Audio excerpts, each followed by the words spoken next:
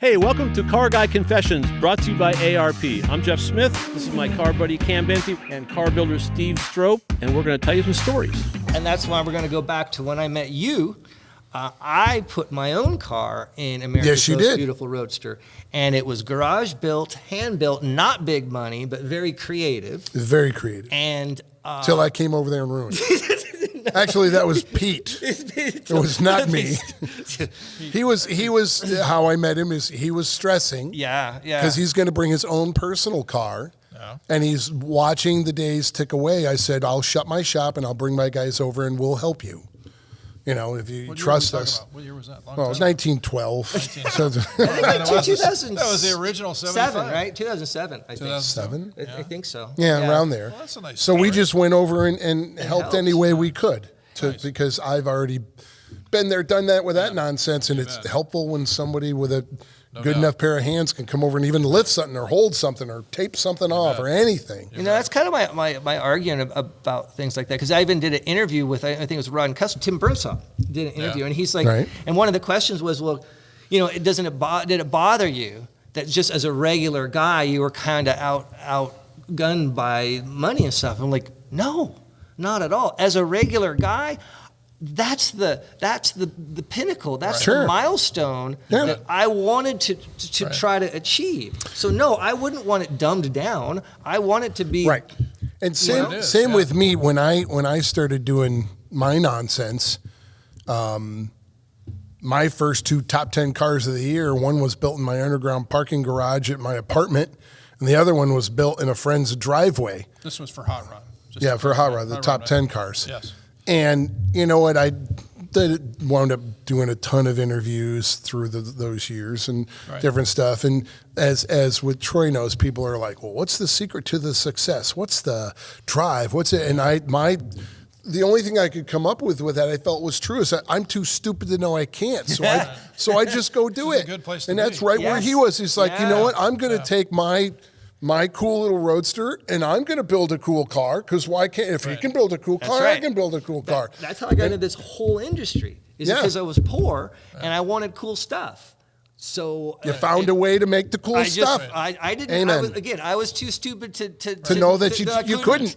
So you just did it. If I want a cool car, I'm going to make a cool car. Yep. Even when I was a kid, I used to, I had no money. It's like, I wanted to go surfing. So I got a book at the library, How to Shape Surfboards. That didn't come out so well. I drowned almost. But that's always how my brain has worked. It's like, I can do anything. Give it a whirl. Yep. Exactly. Where'd you grow up? Huntington Beach. Wasn't a big commute then, huh? No, I used to. I mean, those days I would just could ride my bike down to the beach. Nice. And, now, I mean, I guess people don't do that anymore. But you know, the Generation X era, I would just be gone all day, ride my bike to the beach, go surfing, whatever, have adventures. That's really important. Like I said, it's just we're too stupid to know we can't. Yeah. So we just go do it, and then we just try real hard to do a cool whatever that is, and show up with and go, hey, look what we did. Right. You know, so and that's how we both launched our companies, is that whole mind frame of I'm just gonna why not? Yeah, but you had the drive to do it, so it wasn't like because we're insane. and that's what it takes. I mean, those are the folks who succeed as opposed to I was living in my first shop. I didn't have money for an apartment, so I joined a 24-hour fitness. Not to work out, clearly, but I needed somewhere to freaking shower. So I joined a gym so I could have somewhere to shower. I thought you had to plug in your power tools. No, that was in your parking garage. Yeah, that's in the, I did everything. You did that too? I chopped my car in the carport of my apartment. There you go.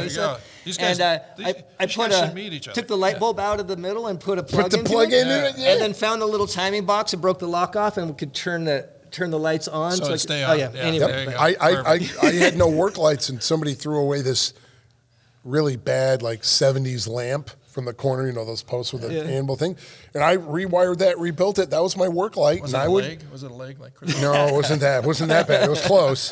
And I would carry my little Craftsman 3-drawer toolbox down from my apartment down to the parking garage. And I've gone on record and filmed and told this story before, but I found the one outlet plug outside the apartment building. There you go. And it was around the side of the building. So I got a whole bunch of extension cords, brought it around to the back, and I had a drill with a wire wheel on the end of it and a putty scraper. Yeah. And the suspensions I got from Pick Your Part. Yeah. I'd scrape it, then wire wheel it, and then late at night, like 2, 3 in the morning, I would that day before I would go to the Home Depot or the hardware store and buy those. It's like 8x12 piece of plastic you put down when you're going to paint a room. Sure. And I covered every one of my neighbor's cars, and I hung the suspension parts on the water pipe and epoxy spray painted them because I wanted at least a halfway decent spray paint. Sure. Because I wanted to bad enough. Yeah. Most people would be like, F this. That's the key. I didn't have a driveway or a garage. I'm in a shared tandem parking space in an apartment in Studio City, California. But right in that freaking ridiculous space, I built a car with no money, none. It got feature, cover, top 10 car of the year because I'm too stupid to know I can't, and I just went and did it. And that is exactly what I believe it's all about. Super Mondo here is the same way. You just got to want it bad enough. You got to want it bad enough. You know, and I there were so many instances where like, I need this, and then somebody like, well, there's a guy that you can pay. Like, no, I don't have money. You're not going to pay him. I did exchange work. Did you? My paint job, I paid for and built the small block and rebuilt the suspension in his C10, and he painted the car for me. Oh, I got this one. How about this one? I got. Hey, we'd like to thank our sponsor, ARP-bolts.com. We got a fantastic little backdrop here. They make an outstanding series of bolts, almost anything you would need for engines, chassis, things like that. In fact, we were at lunch today, and a guy asked you about the bolt on the back of your shirt, and I said, well, it's really about a head bolt. They neck the stem down of the bolt on a short, small block Chevy head bolt, so that the clamp load is even across 3 different head bolt lengths on a small block Chevy. And, so that's the kind of technology that you get out of ARP. And we've all got stories on all that stuff. Well, for a translation of what he said, call ARPbolts.com. But the message is that you can't get any better than that. No, you cannot. There you go. Nope. We'd like to thank our friends at InTheGarageMedia.com. They have 3 fantastic magazines. They've got Classic Truck Performance. They have Modern Rotting and my favorite, All Chevy Performance with Nick, my buddy Nick, you're the editor. Biased. So, yes, of course. But it's a fantastic book. They're doing print media, which is, of course, our favorite. So in color and everything. In color and everything, and you can get your car on the cover of one of those books, which is a fun deal. Great tech. Great tech. By you know, not always written by me, famous but people. Yeah, famous people not written all the always tech. written by me. That's right. Just So pick it check up and them read out it. at InTheGarageMedia.com, and they're our friends, and they will thank you. I got this one. I got this one. Yeah, we're gonna start swapping like sad stories. I had they had a metal shop class at Golden West College, and so I would take that over and over. And there was a Tuesday, Monday, Wednesday, and a Tuesday, Thursday. Use their equipment. So I'd take them both classes, and then there was a paint class on Saturdays. So I would just go there and every semester just take them over and over and over, and to then use the use machines. the stuff. So and then they had a paint booth, and so I painted multiple cars. No, the whole car. Oh, really? Yeah. Wow. Awesome. Right, and you were find learning. a way. But the thing is, you were learning too. Yes. You're learning So- lots, probably from mistakes. Which That's true. heaven knows I learned a lot. And I learned some things not to do. Right. I found an easier way. There's an easier way. What we used to do is You're a magazine editor. You work just for a magazine. told people to do and it. you just show up and people do the shit that you need them to do. But anyway, we did the same thing. Of course, we all did the same stuff. We did it, wire wheels and all the stuff we used to do. You'd find dipping stuff and do whatever you could. But the deal was that you had to do it that way because the parts were too much money and we had nothing. But then, of course, working on the magazines, you got a lot of access to a lot of folks like you guys. And I got to watch it, and learn from that. But we all did the basic stuff, pick your part, finding parts and pieces. Which I love that scavenger hunt. Oh, it was the best. And now you can't do it. They don't even let you in there. But I had a 65 Chevrolet Impala 386, and at 32 miles an hour, the whole thing would just go like this. Well, I pick your part, get new sway bars and tie rod ends and all that. Not new, just used. Just not as bad as yours. It just would, it would be bad. Well, you fix them up. I mean, tighten them up in the whole bit. But the car, you just did pick your part. It was just the way it was. You had to. Yeah, we used to go there every weekend, and you just kind of stumble around there, and you bet. Memory Lane. You never knew what you'd find in there. Memory Lane was awesome. That was still there when I started Hollywood Hot Rods. I made friends with him early on, and that place, you told him what you wanted, and his guys went out back and got it for you. Right. And he allowed me because he knew that I wouldn't screw up other parts to get to that part. I was respectful. He liked what I was building at the time, so I was allowed to go back there with my own tools and and that place was awesome. Yeah. That place was just rows of 50s and 60s, and I'm like, Yeah, you had good stuff there. Yeah, that was a cool place. Yeah, that's a bummer that stuff's not available, because we know there's younger gearheads, and they don't even they would take the advantage if it existed, and there's less and less junkyards to go even. Especially here in Southern California. I mean, I would imagine there's probably more. Maybe in the Midwest and all. Stuff like that. But even the 60s cars by now are like. They've been picked over and crushed. Yeah. That's the bad part. We were very lucky to be alive in a certain time frame where in the junkyards there are actually 50s and 60s and 70s cars still with a lot of their parts on them, not rusted into the ground, where you can actually get parts and pieces and do that really cool scavenger hunt. Well, and then you learn stuff too. You're like, ooh, I never saw that dash before. That's cool, right? And so it was a learning experience too. Or just trim different things that you hadn't seen before in other cars, because it just wasn't the normal in your wheelhouse. And you'd see one of those, like, what's that? In the early '80s, when I did work on the magazines, I bought every muscle car there was. 70 Trans Am, Boss 302, Z28. They were all $1,500, $2,000. No, that's disgusting. They were. That's what they cost. That's why we were talking about that '69 Camaro that we got. From from Dennis. Like, oh my God! In my mind, I'm a '69 Z28. I paid $3,000 for mine, and it was not all now. there. No. My second car right out of high school, I was 19, and I bought a '36 Ford 5-window coupe. Oh, that's cool. And I paid $1,900. There you go. And the guy that I bought it from, was it decent? It was very decent. Right. It was, a matter of fact, it didn't take much to get running, because the guy that I bought it from, the drivetrain had already been changed over to like 39, so it had juice brakes and a 39 Trans, and he gave me the choice. He's like, I'll give you this 283 small block Chevy or this flathead. Nice. And that'll help you get it going. I didn't even know what a flathead was. So I'm like, I picked the Chevy. And he's like, okay. And then he gave me this homemade adapter. Bell housing adapter? Yep. So I put the 283 in behind the 39 Trans. Great little motor, by the way.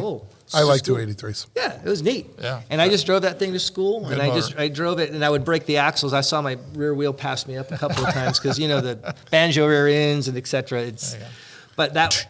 And again, same thing. It was like just necessity and drive. I really wanted that car. Yeah. So I got magazines, and Street Rodder magazine was basically how I was able to build, because I didn't know what a 36 Ford was. I had no car background. Basis for comparison. No, and I had nobody in my family that did cars. Right. My first car was a 66 Mustang, and it was given to me, and when it broke and you're poor, you learn how to fix it. So that was my introduction. And then I realized the 66 Mustang is actually kind of cool.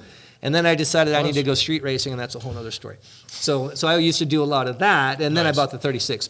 Very cool. But I would go to the library.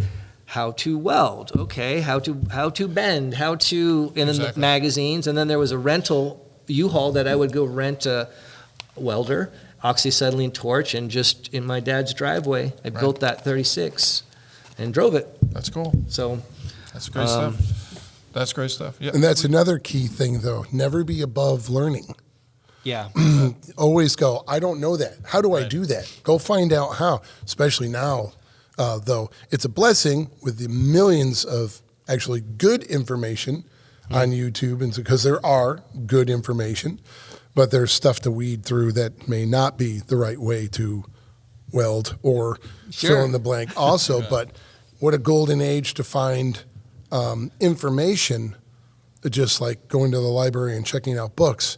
But the story doesn't end there. It's going, renting the welder, learning how to do it, burning holes through ruining things, stuff. Yeah. and then getting it right. And the desire to want to build and create and see something come to fruition through your hands, from your imagination. If you have that, your drive will be there. But never ever fear learning and trying to find out how. Well, YouTube has really done a nice job of getting you at least through the door, so that you know some of the parameters. So much information. And so again, much there. Back then it was magazines and books. Yes, I mean, right. what Still, else? There's no more information. magazines. Yeah.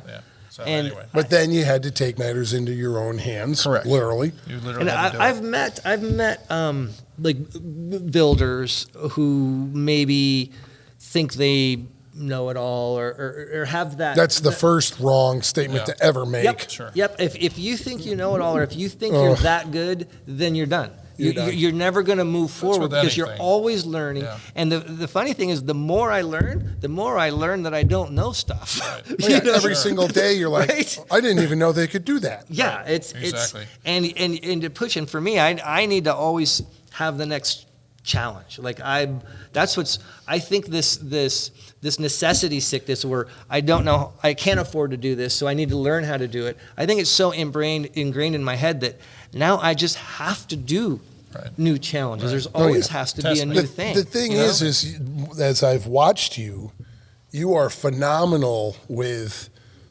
bending art and technology to your will, or not your will, your God dang it, I'm going to find a way to make that work inside of this old part. Right. But inside's going to be this newfangled electronic thing that's going to make this and that work.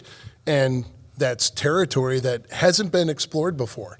So, might be meat, might be cake. You have no idea, I love right? that stuff. I know you do. You shine at it. And then way back when on my little car that you helped with in 2007, it was a 392 Hemi with real Hillborn. I loved the Hillborn canted stack. Like off of Suddenly. Yes. Yeah. And I decided that I was going to hide electronic injectors and run it by computer and put this. Awesome. Now that's pretty common now. Right. But It wasn't then. It wasn't then. No, it was there it tricky. is. Yeah. And I always even go too far where I had this old Spalding flamethrower distributor. It's a dual coil distributor, and I really wanted that to work because it's so cool looking. Same thing. It's a vintage piece that is so unique. Like there's got to be a way to make that put work. the new gear inside of that thing. Yep. Right. So I ended up like putting two sensors in there, then using Porsche igniters to bump up the current for coils. Then there you go. the Haltech Cool computer could run in Ferrari mode, which Ferraris had two distributors. So it was a whole thing, but I got there. Wow. And that was exciting to me. And then, I love that. But that's the drive. Yeah. And that win obviously motivates you for the next win. Yeah. So those are all things that come from. And win isn't necessarily at a car show with a trophy. No. It functions and worked. Exactly. We're not talking about a trophy for your mantle. No. That's right. Field goal, that just went down the road That's right. and worked. That's right. Exactly. That's a very good that you clarify that. For me personally, I work towards wins all the time, and a win for me is accomplishing something that I haven't done before. Right. And the set out to idea do. was brought to fruition, and it's actually functioning. Yep. A perfect example are we've been doing land speed lately. I'm so excited about land speed racing because we're running a 29 Ford Roadster pickup, and I'm using a Honda engine. No, we're running a K20 4-cylinder Honda, and that's so different for me. And it's so, because it's so unique, it's so exciting. So we got What class is that running at? blown gas modified Roadster, okay. and we're in the G class, which means it's 122 cubic inches or less. Okay. So just for everybody, untapped class, kind of, sort of. kind of, it had a soft record at 186. So we got 1,000 still a horsepower, ride. Yeah. 1,000 horsepower out of 122 inches. Wow. Which is like mind-blowing. mind-blowing. Wow. And I love it. And it should be cool in anyone's book. It should. Did it set the record? or is it going? We're working on it. Okay. We did set the record. Is it going to run this year? We've already run it twice last year. We're gonna keep going. So we're totally getting sidetracked now, but we set. It's good we stuff. took the 186 to 196 and set the record. Nice. Of a 14-year record that hadn't been tested, and then the next day, some of these other guys came and bumped it to 211. No, I know. I was like, no. But we're in it for hats anyway. Sure. We want the red hats. Right. So 196 doesn't get you a red hat. You have to be over 200. Correct. So then twice. we ended up, twice. Both ways. And so then we ended up doing that trip, 202. Okay. And then the car broke, and that was that. Okay. So we still All right. didn't back up the 202. Right, I get it. And it wasn't over the 211. Got it. And that was with 700 horsepower. So we went back with 1,000, and Wow. we did 201, 202, 203, 224, and then we did a 218. And So now you're. but the car caught on fire. Yeah. So So we couldn't back it up. Is this your first endeavor into land speed? Yeah. Okay. Yeah. And what was the Oh, motivation? welcome to frustration. Yeah. What was the motivation? Who you got somebody who came to you and said, build me a car? My best customer, Bruce. Yeah. The guy with the Mulholland. Mulholland. Okay. Yep, and he's like, a few years back, he had an idea of getting red hats, and he's like, "Do you want to get a red hat?" I'm like, "I want to get a red hat." He's like, Sure. Yeah, like, you bet. I'll tag along Yeah. for a red you hat. Bet. You bet. So we were going to do it with he bought a Ford GT, 2005, GT supercar, and that's what he was going to run, and that didn't work Those are out. awesome cars. And then his wife said, "No, not for you. You're not doing this." And then at Mix, this Jeff Stillwell. Oh, yes. He was talking to Jeff, and he's like, "Oh, you should just do it, and you could borrow a car." And then Mick said, "No, you can't really borrow a car." So long story short, sorry, it's already too long, but we it's bought good a car stuff. from this guy, Kev Elliott. Do you know Kev Elliott?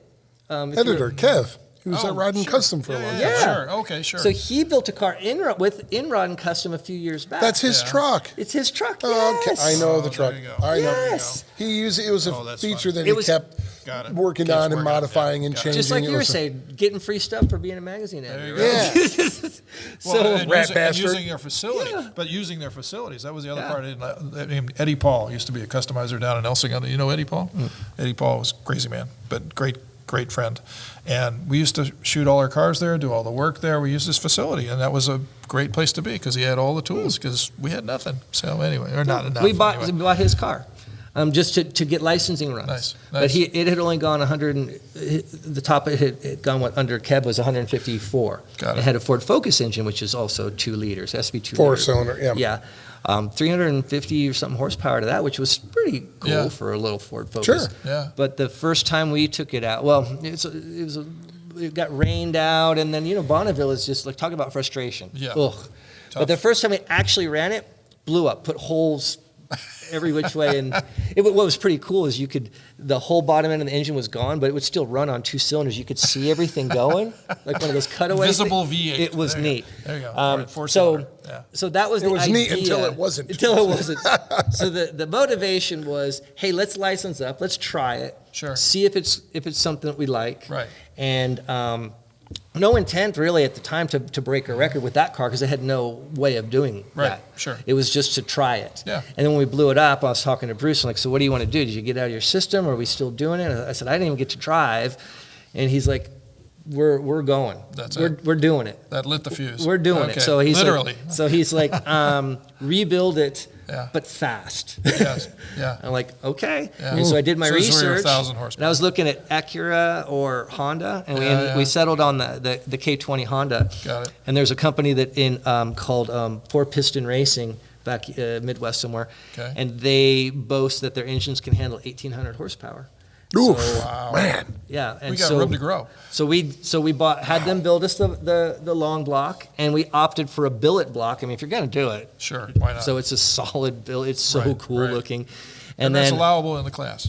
You can do that in the class. yeah, It's it's just the number. just the inches. Just the numbers. Okay. Yeah, and we're blown gas, so we can do a Yeah. supercharger or whatever. So Right. we got a turbo, and that was the fun part is figuring out how to make this contraption work. So we need obviously turbo, and we need Right. a whole bunch of boost. Right. We don't need a radiator anymore, Yeah. so let's and it's a pickup truck. Yeah, so yeah. let's build an ice tank in the bed of the truck, Nice. and then run a water-to-water intercooler. Nice. And I have that running off the off the ECU, because I like the fuel injection, the tech part of it a lot too. Sure, So sure. I did all of that. I have a tuner that was recommended by one of the guys that work for me, and Nice. they do drift stuff called they're Apex, big drift company I know down who in they Orange are. County. I know who they are. Apexi, Yeah. I think Apexi, something Yes. like that. Yep, sounds right. And so he said, hey, can you use the Link ECU? I'm like, all right, I'll use whatever ECU. And then he's like, so he'll tune it. So, I just kind of got opinions. Nice. And we just made up our own thing. And the packaging is so cool because right. all of this fits in a little tight nose. That's right. More wins, not trophy wins, but more wins. Yeah, it's brain wins for Yeah, me. exactly. And I think Success. that's, and then once we took it out and all of those theoretical things that we kind of made up, Right. when they worked, you're like, oh, that's cool. And one of the things was we got rid of the radiator. We built a water tank next to the passenger, and we don't know if that's going to work. Yeah. I mean, there's no cooling whatsoever. We thought we'd have to put ice in it. We Sure. could do that. I made it for ice, but then we took it out, ran all day. The engine never saw more than 150 degrees. Wow. And it's 108 degrees ambient. Right. So I'm like, okay, that's a win. Like, that worked out. Yeah. I mean, even Some of the science changes when you're up there. and Yeah, the I get it. intercooler too. I mean, we saw 80 degrees on the compressed, 50 pounds compressed intake charge, Wow. and it's 108 degrees out. Yeah. So that means we were taking taking the intake charge from like 150 down. Cooling it down. Yeah. Way down. So, anyways, sorry, I just got all All techie good. and No, no. weird, but I get excited. Those are the wins. That's what this is about. Yeah. That's what this show. That's Well, what yeah. this show That's is the about. to show nerdy that stuff. Yeah, exactly. And on the We flip all side of the love coin, I have my little Model A race car that I've been racing in like nostalgia drag racing and stuff. And that one of the things for that car is like, I want a street driven car that can do 10-second quarter miles with Strombergs. So Wow. Okay, that's very cool. So I did that, and now I love it.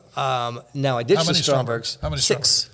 I was going to say, okay. Yeah, 6 on a That's a lot. 392 with 10 pounds of boost on a 671 Oh, very cool. blower. So I did that. Huh. And now I ditched the Strombergs, and now I want to go faster, see if I can get into the 9s. And Yeah. it just So what are you challenges gonna go- and what are you gonna go wins. to? You gotta- Challenges and wins. Fuel injection? No. What are you gonna do? What are you going to do? Not I on got that 4 car. barrels. Yeah, not on that car. It's a Oh, traditional. okay. It has to be a legit traditional car as well. Okay. Yeah, I forgot. There's that rule. Okay. It's period correct For the, On for that the car. nostalgia on drive. that car. Right. On Not that. in the racetrack. Yeah, it. exactly. Because they're different worlds. Different worlds. Yeah.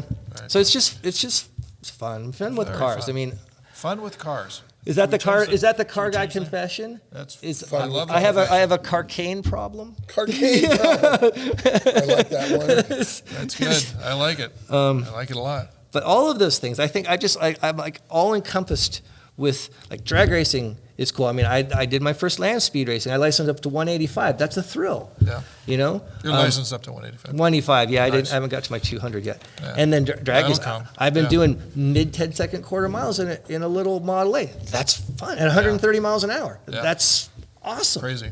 Yeah. So, anyways, All good. that's my confession, I guess. I like it. I'm obsessed. Great. Indeed. We started talking about show Is that- cars, but So what are you taking? What are you taking to the Grand National this year?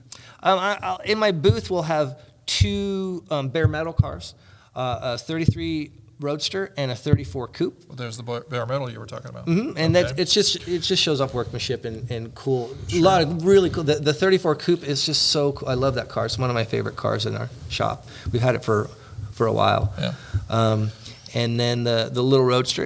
It's neat. It's got a lot of neat stuff that we've done. It started off as kind of more of a street roddy car, and we've tried to turn it around into something different. So those 2 cars will be in our booth, and then the Mulholland and the Gaunt Coupe will be in the Hall of Fame building. Another win with trophies this time. Sure. That's it. That's it. And you know what that means? It's time to wrap up. Oh, really? Oh. It is. Are we done? Is that a win? Well, We that's just a- we that's just a big win. we just won that. Yes, we went 2 hours. Have we wow. provided Close to it. Yes. ample knowledge? Apparently. Have we? Apparently okay. too. Oh, good. Nothing got here. Anyway. Okay. Haven't done an Well, one interview, car. especially with you, where we ran out of words. No. No. No, we never ran No. out. All of these shows, it's interesting. There are like 1 or 2 times, we've done over 100 episodes. Yeah, we just 1 or broke 2. 100 episodes. 1 or 2 times we have Flamed out. Had to stop. Had to stop for a second. No, we never ended. Oh, no. We've actually stopped. We actually, because we just roll. as you can tell. Well, we had a couple where we brought them in a second hour. Yeah. Randy Lorenzen. Well, that's what's he's got stories. Oh, and they Randy's were crazy. got stories. Oh yeah, and they're fantastic. They're arguably my favorite episodes were the two with Randy, just because it's like, what? But it did what? But these two are going to supersede that, correct? Sure. Okay. I don't want to crush his fragile eagle. Exactly. I was trying to strive for perfection. So Anyway. everybody's got to make their way out to the Grand National Roadster Show, which is the 31st and then 1st and 2nd Correct. of February. And you can meet stunning, amazing people like Troy Ladd. That's it. Right? See? And Steve Strope's hair. And Steve Strope's hair. So both are going to greet you at the door as you walk in. We will. We're going to right. be the greeters. Yeah, it's my side job.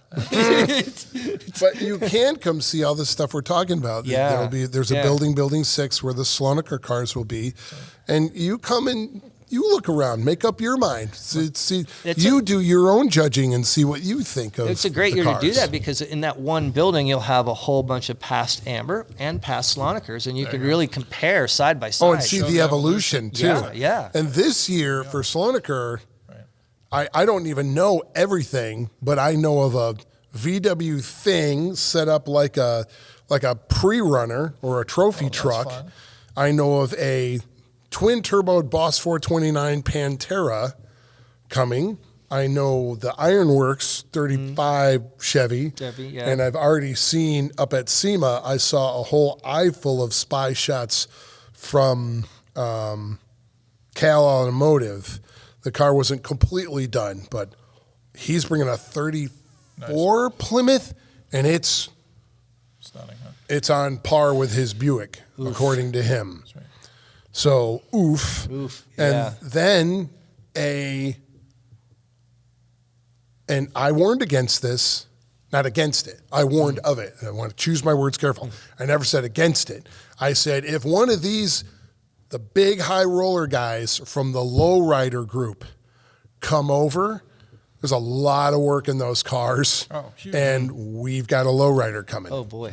So that's not even all 12. So I know of this super mega insane fabricated VW thing and a Pantera and a 34 Plymouth and a 35 Chevy and I think it's an Impala, the lowrider is. But that alone. Well, I think there's some clues. I saw some clues on Instagram and things of other builders that I know that said, pushing for a Roadster show, doing a Slonaker. And I don't even know what the cars are. I'm like, oh, geez. So I think this year is going to be really interesting for our judging staff, because every year the bar is going up and people are swinging for this award now.